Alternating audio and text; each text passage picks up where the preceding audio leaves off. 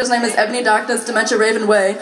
And she's this like gothic girl who goes to Hogwarts and basically falls in love with every single person, but every person is like different than they are in the books. Like they're like gothic or vampire versions of themselves. So all their parents are now vampires.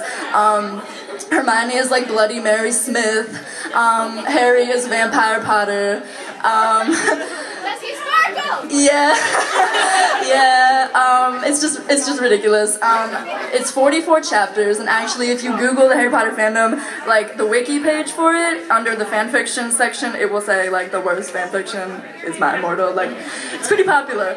So my friend Bobby read me all 44 chapters of it, and let me just say, like, when someone is reading it to you, it's even funnier than it is when you're reading it by yourself, because the misspellings are so ridiculous that like you have to pronounce the misspellings, like you can't just skip past them. And there's this one point, actually like 3 points in the story, the same thing happens with the same result.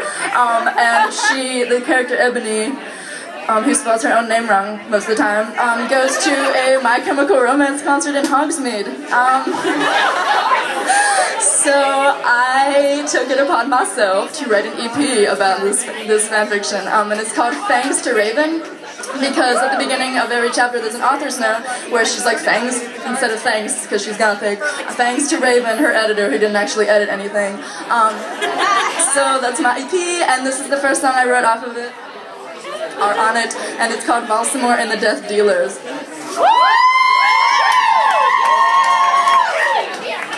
Because when they go to see MCR, they whip off their masks, and it's actually Volxemort with an X and the Death Dealers.